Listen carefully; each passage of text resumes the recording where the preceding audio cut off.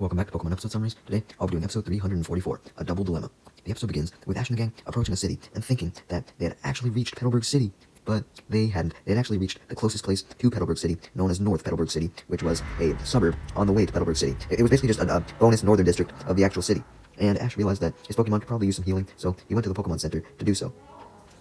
He initially just wanted to go straight to Petalburg, but he decided to heal his Pokemon because Brock, Max, and May wanted to take a break from walking, so Ash may as well make use of this. So they walked through the relatively crowded town, passing by one of its main attractions, the fountain, before coming into the Pokemon Center, where a woman who was a greengrocer had just delivered some produce to the center, and specifically gave it to Nurse Joy's Chansey, right as Ash and the gang came inside and approached Nurse Joy. Ash and the gang simply ignore the greengrocer, Rose, as Ash asked Nurse Joy to heal his Pokemon, although Nurse Joy recognized May and Max as Norman's children and mentioned this first, and asked them if they were really the kids of the Petalburg gym leader Norman. May and Max confirm this, formally introducing themselves, as well as their friends Ash and Brock, although Brock stops May from introducing him further, as he tries to introduce himself, trying to flirt with Nurse Joy by lying that he was actually Norman's kid too, being Max and May's big brother, and he thought that Nurse Joy would like this, but before Nurse Joy could respond, Max just dragged him away by the ear. With that out of the way, Max and May, as Max had returned to the Pokemon Center counter after dealing with Brock, informed Nurse Joy that they had been traveling, but were glad to be back home for a while, stating that the reason why they were back was because their friend Ash was coming to challenge their father. May then adds that she had been traveling with Ash and the gang to become a Pokemon coordinator, with Nurse Joy stating that she was very happy to see people trying to accomplish their dreams. May thanks Nurse Joy and then requests that she heal her Pokemon along with Ash's. Nurse Joy gladly obliges and wishes May luck in becoming a coordinator and Ash luck in his upcoming battle against Norman. For some reason, Ash and the gang were so preoccupied with talking to Nurse Joy that they still didn't notice the greengrocer, Rose, even as she jumped in shock at the news of May and Max's presence, and Ash's plan to challenge Norman, and screamed in surprise as well, running away, and proceeded to go all around the city, running around, spreading the word that May and Max were in the city, to all of the other residents of the city. By the time Ash and May's mons were healed up and brought back to them from Nurse Joy, they still didn't notice the greengrocer as she had left the center, so, with no other reason to be in the center, Ash and the gang left. And Ash commented how amazing and impressive it was that Nurse Joy knew about Max and May, although Max and May replied that it had no bearing on them, because Nurse Joy only happened to know them because their father Norman was famous. Just then, Ash and the gang hear rumbling in the distance, and walk towards a crowd of people that they saw, curious what was going on, when they suddenly find themselves surrounded by this whole crowd of people, who all seemed interested in them, as they started to ask them questions. Upon hearing the questions, Ash and the gang realized that all the questions related to Norman, and they in turn realized that everyone that had surrounded them didn't actually care about them. They were just fans of Norman that are after Ash and the gang's autograph and interview because they knew that they knew Norman. Well, the crowd of Norman fans wasn't really asking Ash and the gang questions. They were more so just asking May and Max, since they were the ones related to Norman.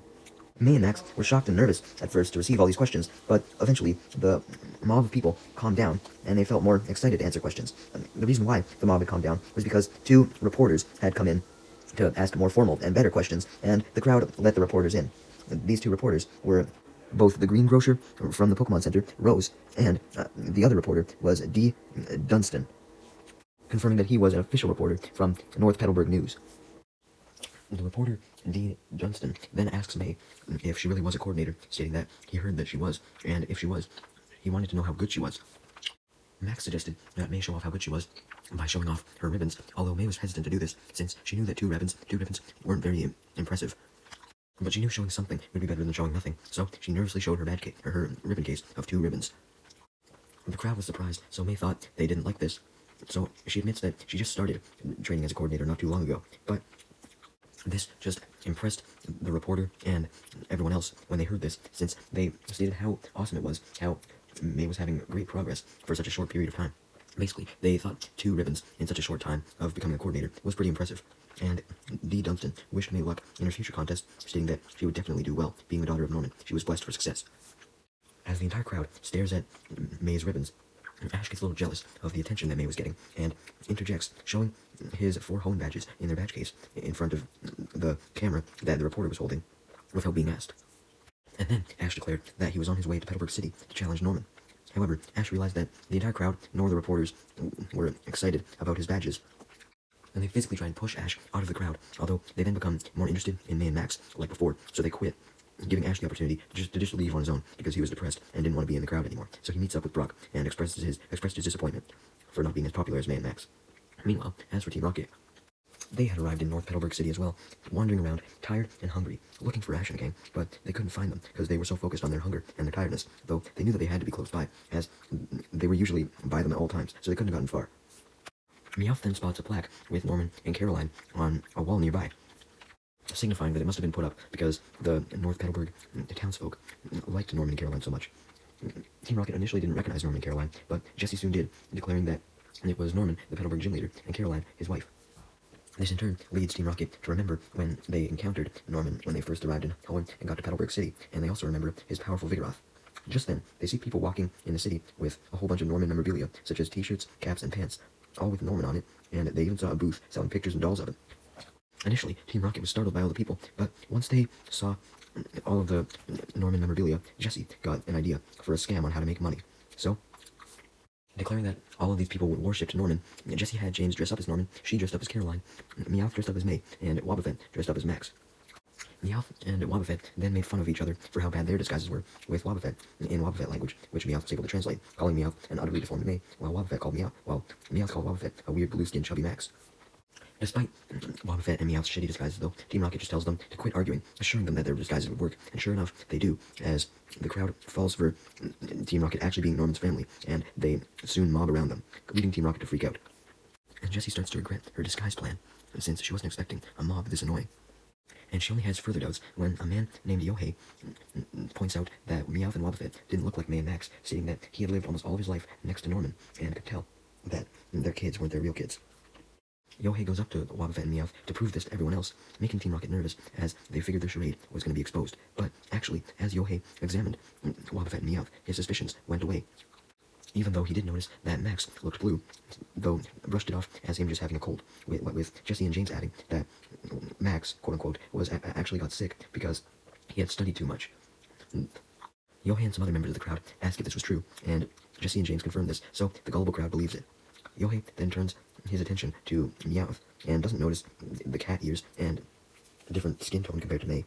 But he does notice its odd height, remarking that May hadn't grown at all since the last time he saw her. Somehow, though, Yohei remained not suspicious when Meowth just said that she, still referring to himself as May, had shrunk down while everyone else had grown up. Yohei then officially declares that Max and May had to be the real Max and May after all, making Team Rocket excited, as they knew that they could now make a living with what they were going to sell, as they'd start to sell a whole bunch of Norman merchandise that they had made themselves, I guess. Meanwhile, back at the crowd that was hoarding around the real May and Max were trying to tell the crowd and the reporters as they were being interviewed that they had to go, but the crowd and the reporters wanted to see May showing off some coordinator attacks, with Rose specifically asking May to do something she had done in one of her prior contests. So May agreed and sent out her Beautifly and had it dazzle the entire crowd with its beautiful silver wind, spinning while doing so, as May explains that she didn't only use her Beautifly in contests, but her Skitty as well. As for Ash and Brock, they were watching from just outside the crowd, in the distance, seeing the crowd cheer for May and her Beautifly. Suddenly, though, two trainers noticed Brock and Ash and asked if they were May and Max's friends that May and Max had mentioned. Ash nods and introduces himself, stating that he planned to challenge Norman in the Petalburg gym, and further stated how he definitely planned to defeat him. Brock introduces himself as well, but the two trainers cut Brock off since they, gasped in shock, had to laugh at Ash for thinking that he could actually beat Norman, stating that he could never beat him, and would get his ass beat since Norman was a very good gym leader and had been undefeated for a while now, but Ash still believed he could beat Norman. The two boys try and come up with an excuse that Ash couldn't even challenge Norman, stating that not just any trainer could waltz into Norman's gym and challenge him, but Brock reminded the two boys that any trainer was allowed to challenge any gym, though the two boys refused to believe this in front of Ash and Brock anyways, and then they suggest that Ash and Brock should just leave and Ash should go challenge another gym. But Ash denies this, and this leads them to instead make a deal with Ash and Brock, saying that if Ash wanted to challenge Norman, then he would have to prove himself by beating them first, and they swore to Ash that they wouldn't be defeated. Ash was obviously down to accept any challenge to battle, so he accepted this challenge, and went to the local park to use it as a battlefield, with him standing on one side, and one of the boys standing on the other. With Brock watching, relieved that Ash would be battling one-on-one with the trainers individually, instead of a two-on-one battle. And Brock then watches as the battle begins, with Ash sending out his Grovyle, and the first boy sending out a Golduck. Golduck starts off the battle with a focus punch, but Grovyle uses its amazing speed to jump out of the way, and then punches the ground to give him momentum to bounce off of it, and once he was in the air, he then hurts Golduck a little bit with its Bullet Seed, but Golduck simply retaliates with a Hydro Pump, which pushes Grovyle back, and knocks it down onto the ground. With Grovyle down, Golduck then goes to finish it off with a scratch, but Grovyle suddenly got up and countered with a quick attack, and after the quick attack had surprised Golduck, Golduck was surprised once again by a Leaf Blade, which knocked it out, giving Ash the win. Meanwhile, as for Team Rocket, in their disguises, they were making quite a bit of money with their money-making scheme, with Meowth advertising autographs and signing them, pretending to be May, and Caroline selling badges with her and Norman's face on them, even though it was just Jesse and James, not actually Norman and Caroline. As for Wobbuffet, it was selling tickets to meet Norman and Caroline as well. Basically, you would go to Wobbuffet, and then if you got a meeting ticket, then you could go to Meowth and then get your autograph signed. It was a lot of work, but Team Rocket was pleased as they were making a whole bunch of money, even from Yohei, who had fallen for the scam. Meanwhile, somewhere else in North Petalburg, it appeared as though there was a woman who was actually selling real signed stuff from Norman and Caroline, but she had no one at her booth. Meanwhile, back at the park, the trainer that had Golduck recalled it and admitted defeat, so the second boy went up to challenge Ash, but he was soon blocked from sending out a Pokemon by a crowd of trainers who had heard the word of Ash's challenging of Norman, and now they all wanted to challenge him. And soon, there were so many other trainers who wanted to challenge Ash that they all formed a line to battle him. Much to Ash's shock, but regardless, he still sent out Corphish to battle, instead of using Grovyle, since Grovyle had just battled Golduck and was likely pretty tired. Meanwhile, back at the crowd of people surrounding the real May and Max, May had decided to send out her Skitty to show its skills, particularly its juggling tricks, as she had Skitty use Double Slap to juggle several balls, very much impressing the crowd and the reporters as they cheered. Though Max was starting to get a little bit jealous of all the attention only May was getting, and told her not to overdo her performance with Skitty, as to not impress the crowd that much, so that he could have a chance to impress them, although he didn't say that last part. Meanwhile, back at the park, so many trainers had challenged Ash that he had to send out Torkoal and Tailo as well, wanting to save Pikachu's strength. Although, even with 4 Pokemon, Corphish, Grovyle, Torkoal, and Tailo all ran out of steam, and Ash began to run out of steam as well, not having any energy left from all the battles. Though the crowd of trainers just boo at what Ash had said about not being able to battle anymore, and force him to battle by sending out a lot of their Pokemon, such as a Zangoose, Igglybuff, Aeron, Shroomish, and Spheal. Ash declares, not wanting to upset the trainers, that he could take all of them at once, so he proves this by having Pikachu use Thunderbolt to defeat all 5 of the Pokemon with this one attack. Brock was impressed by this, and Ash congratulated Pikachu, while all of the boys were both surprised, impressed, and angry at the same time. Impressed at Ash's strength, but angry that they were getting their ass beat, so a whole bunch of the other trainers decided to get revenge on Ash for the other trainers by sending out a whole bunch more Pokemon, making Ash a little nervous, because even he doubted that his Pikachu could handle this many Pokemon. As he examined them all, there was an Abra, Machoke, Doduo, Sudowoodo, Shroomish, Volbeat, Swablu, Kecleon, and Sandslash. Ash talked to his Pikachu, assuring it was good to go, and while Pikachu was startled by all the Pokemon, Ash simply said he was too, and the two of them prepared to battle. Meanwhile, back with the crowd surrounding May and Max, May was becoming a bit overconfident, thanks to how much the audience was cheering for her act with juggling the balls with Skitty, although she started to get tired, but all the crowd and the reporters still demanded more. May tries to explain that her performance was over, but the audience refuses to accept this, so she starts to try again, having Skitty use Double Slap on some balls, but right as she does this, the 2 boys who battled Ash first come to warn the reporters that there was a strong trainer named Ash, although May didn't happen to hear Ash's name,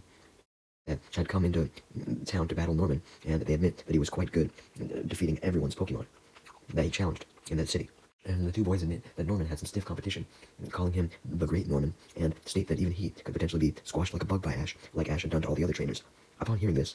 Rose suggests that May should battle Ash to teach him a lesson, stating that since May was related to Norman, she could get revenge for him, and prove that Ash was no match for their family. May was startled by this, as she obviously had little battle knowledge, and was extremely exhausted from doing the Skitty demonstration, but regardless of her exhaustion, she was essentially forced to take on Ash by her new fans and the reporters, making her very nervous upon facing Ash. As the crowd cheers immensely, believing that May could definitely defeat Ash. Even though May didn't even know that she would be facing Ash, she just knew that she'd be facing a strong trainer. We then see Ash and Pikachu exhausted from all the battles they had just done, but they had managed to defeat all of the Pokemon that challenged them, including a trainer with a Slakoth, and a trainer with an Azumarill, and a trainer with a Marill as well. Ash and Brock then get startled as they spot the reporters and the crowd of people that were surrounding May and Max earlier, carrying May and Max into the park on a open planquin decorated with several red lanterns with a balance badge motif on them, because the balance badge was Norman's badge.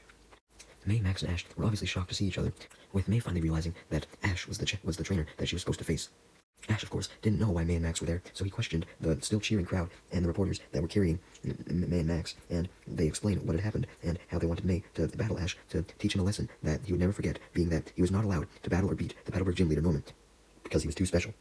Ash wanted to deny the challenge because he was too exhausted from all the other battles, but the reporters practically forced Ash into the battle, and Ash reluctantly accepted. May accepted the challenge as well, which made Max a bit jealous at the fact that May and Ash were getting a whole bunch of attention, with the crowd cheering on May, stating that they knew she could win. And because of these cheers from the crowd, May began to develop overconfidence again, and she became even more confident when seeing that Ash was tired out from all the other battles, thinking that maybe she could actually win. And May reached peak confidence, perhaps overconfidence, when the reporter, D. Dunstan, declared that he would make an entire newspaper solely based on the battle if May ended up winning, with May winning being on the front page. So, with that, it was time for the battle to begin. But first, we cut over to Team Rocket, or rather, the crowd that was surrounding Team Rocket, who had noticed that Team Rocket had now disappeared, much to their surprise. In fact, all that the crowd could see was a sign that had been put up on the table where Team Rocket was signing the autographs, confirming that no more autographs would be signed, and they also saw that all the merchandise was sold out. We then see Team Rocket themselves, who were still disguised, running off with all the profit they had made, since there was no point in them sticking around if they couldn't make any more money. As Team Rocket was running, though, they noticed that the Norman fans were following them, because all the crowd of fans were angry that there were no more autographs to be signed and no more merchandise to buy, and they wanted to confront what they still believed was Norman, Caroline, May, and Max. And the fans were angry, as they thought that it was rude of who they still believed were actually Norman and Caroline to leave behind several fans who were waiting in line and hadn't had a chance to get their autographs signed. And since they were angry, their images of Norman and Caroline, the real ones, started to shatter, believing that Team Rocket were actually the real Norman and Caroline. Anyways, Team Rocket were terrified of the crowd of angry fans, so they tried to turn a corner in the city to lose them, but they couldn't, as the fans continued to follow. Meanwhile, back in the park, the entire crowd that had surrounded May and Max were now, along with the reporters, were now watching as Ash and May took opposite sides of the park, ready to battle, with May deciding to send out her Pokemon first. She figured that she had already shown off Beautifly and Skitty to the crowd, and they were probably tired from doing all the performing earlier, so she felt that Torchic would be the best case scenario right now, so that's who she sent out. As for Ash, he decided to use Pikachu, but when he told him to get on the battlefield, Pikachu was too tired and collapsed from exhaustion. So Ash was embarrassed and began to panic, since all of his Pokemon seemed to be unable to battle. But as he looked at his Pokemon for a second, he realized that Tailo seemingly had recovered a little bit and was willing to battle. And he remembered that this was because Tailo had done the least battling out of any of his Pokemon, so it likely still had some energy left. So that's who Ash decided to send out, Tailo, knowing that it would be his only other option to use. Ash started off the battle by having Tailo knock Torchic off guard by swooping down and pecking multiple times right on Torchic's head. So Ash then congratulated Tailo on making the first attack and began to taunt May a little bit, although Ash then started to get booed by the entire crowd, giving him an immense headache since the entire crowd was on May's side. Ash was now keeling over from the headache, but he got up and tried to ignore the booing, reminding himself that at least he was winning, as he told Tailo to use Wing Attack, which did plenty of damage to Torchic, as the move hit very hard. This just makes the crowd boo even more, though, making fun of Ash and calling him names and shit, which distracts him, since he couldn't stand all the booing. But because Ash couldn't focus on the battle because of the booing, this allowed May to finally get Ash's attention by having Torchic hit him and Tailo with a massive Ember attack. And the Ember even accidentally hit Pikachu, who was on the sidelines. May was overjoyed that she was winning and began to get overconfident, something she would often criticize Ash for. And using her extra energy gained from her overconfidence, she orders numerous more Embers, one after another, on Ash and Tailo. So many Ember attacks get fired one after the other that they all don't have time to individually hit, so they all combine and turn into a raging flame, which Tailo dodges, but Ash gets caught in and completely burned, which gives him PTSD from when Charizard would burn him. As Ash fell to the ground, Brock noticed that Ash, now being knocked over from the fire, was unable to command Tailo anymore, and Rose, one of the reporters, who happened to be the ref, noticed this as well, and declared May the winner of the battle, since Ash was so injured he was unable to command. Both May and Torchic were overjoyed to have won, and the crowd cheers for her immensely as D. Dunstan begins interviewing her, just as he promised, so that he could have some content for his newspaper that would be entirely based on her. Max, however, was not happy with the ruling that May had won, thinking that this fight wasn't justified because 1, Ash was already tired, and 2, Tailo was still able to battle, even though Ash wasn't. As Max complained to himself that a battle was over when the Pokemon was knocked out, not the trainer, he began to have a suspicion that the crowd was purposely treating Ash unfairly and making sure, no matter what, that Ash would be declared the loser, even if he technically didn't lose yet, because they disliked how he was a threat to Norman. May's interview with D. Dunstan and Max's thoughts were cut off, though, as a guy arrived and told the crowd that he had just saw Norman at the fountain area not too long ago giving autographs for money, adding that his children were with him by the fountain as well. Though explained that Norman and Caroline were actually fucking evil, explaining the scam that they just pulled, where they ran away with the money from the autographs and didn't let other people sign any other autographs. May and Max refused to believe what the guy had just said, though, knowing that their parents weren't scammers, and they also point out that they were right fucking there, they weren't just at the fountain. The guy was very shocked to see May and Max right in front of him, as confused May and Max asked for proof as to how their parents could be scammers, and how they could have been with their parents when they were right fucking there. The crowd then stood up for May and Max, acknowledging that they were right there, and told the guy that had come up that he was probably just hallucinating or some shit, and tried to just ignore everything he said. But the guy insisted that he had saw May and Max with their parents by the fountain. So Rose came to the conclusion that the guy must have confused who he believed was May, Max, Norman, and Caroline with someone else, realizing that they were probably in fact imposters of Norman, Caroline, May, and Max. This led the reporters to suggest that May go and teach the imposters a lesson, with D. Dunstan declaring that he would add a page about May stopping the imposters to May's newspaper, as the crowd then carried May and Max off in the palanquin, continuing to cheer for them as they made their way over to the fountain, with Ash, Brock, and Ash's Pokemon following. Meanwhile, as for Team Rocket, in their disguises still, they were still being chased by the crowd of scam victims, and eventually they managed to run right into the crowd that was carrying May and Max, with Ash and Brock following. So now, Team Rocket was cornered with the angry crowd they had scammed on one side, and May and Max's crowd on the other side.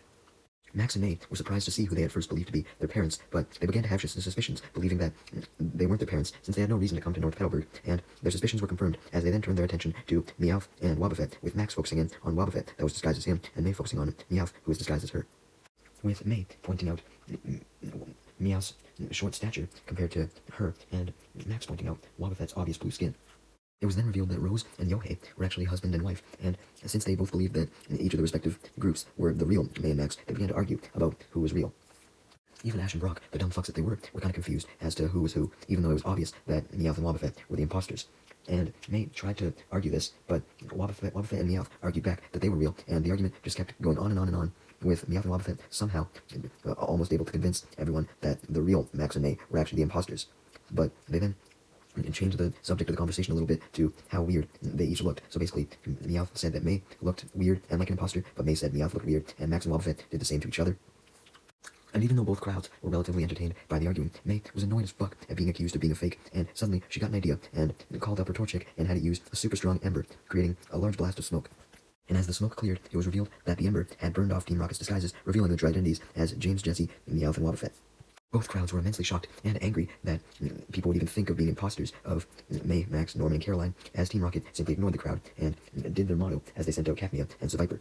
to get revenge on May's Torchic, though, of course, Cacnea hugged James first, prickling him, but once this was done, James had Cacnea use a pin missile aiming directly for Torchic. But Ash has Pikachu jump in, who was recovered, and he uses a brief Thunderbolt to destroy the pin missiles before hitting Torchic, leaving Jessie to tell Seviper to use Haze, and as smoke fills the area, Jessie gets the idea to steal Pikachu, as she tells Seviper to sneak up and steal it. So, Team Rocket went up into the Meowth balloon while the smoke was still active, and Seviper grabbed Pikachu, and Team Rocket lowered the Meowth balloon down so Seviper could get in, and then they ascended once again. Although, once they were out of the smoke, and the smoke had cleared from the ground, Team Rocket was shocked to realize that Seviper couldn't see in the smoke, and accidentally took May's Torchic instead of Pikachu, which pissed Team Rocket off because they were just about to leave, but they didn't even have Pikachu now. As D. Dunstan was writing down what was happening so he could report about it in a newspaper later, Ash, knowing that Pikachu was still safe, used this to his advantage as he told Pikachu to climb up into a nearby tall tree and then go on to one of the far branches and then use Quick Attack to leap up into the Meowth balloon. Team Rocket was very shocked to see Pikachu as it jumped into the Meowth balloon and then used Quick Attack to attack them after just barely making it into the Meowth balloon, and this attack causes Team Rocket to drop Torchic and all of the scam victims' money. Noticing that Torchic was falling down, the large crowd scrambled to catch Torchic from its fall, although no one from the crowd actually caught Torchic, as it instead landed safely in May's arms as she hugged it, although Rose and her husband were actually able to at least capture the bags of money and then returned all the money to their respective owners. Pikachu then jumps down from the Meowth balloon, but while he was still falling down, he used a Thunderbolt to send Team Rocket blasting off, exploding the balloon. And as Team Rocket blasted off, they imagined themselves actually going into space, and were actually quite okay with this particular blast off, because they were tired of pretending to be people who won, stating that they had accepted that they always lost, and if they were going to lose, then they wanted to lose as Team Rocket. They didn't want to try disguising themselves as a gym leader anymore, or the gym leader's family. The crowd that was against Ash, including Rose and D. Dunstan, seemed to have changed their opinion on him after he stopped Team Rocket, as they proceeded to compliment him on doing so, and his battle skills, and Ash simply said that it was nothing. Although Rose and D and the crowd then clarified that they were actually complimenting Pikachu, and D and Rose prepared to interview him to add something about it to the newspaper. And they thanked Pikachu over and over for getting rid of the imposter Norman and Caroline. And Ash then asks why he wasn't being congratulated, leading all of the crowd to just tell him that they still believed that he couldn't beat Norman, let alone even do anything against him at all. And this just causes Ash to fall over in dismay, realizing that he was still hated by the crowd. Although he was glad that at least Pikachu was getting some recognition, realizing that Pikachu really did deserve most of the credit, as Pikachu was kind of embarrassed by all the credit he was getting, although he was flattered. The episode then ends with Ash and the gang saying goodbye to the crowd, although the crowd mostly focused on saying goodbye to May and Max. As they walked away towards the real Petalburg City, May and Max questioned why the crowd was interested in Norman so much, wondering if Norman even knew about all the fans that he had here. Ash didn't care about this whatsoever, though, stating that he just wanted to win his 5th gym badge, declaring that even though no one in Northern Petalburg thought that he would beat Norman, he was determined to. So, without further ado, Ash and the gang continued on to the real Petalburg City. No more delays.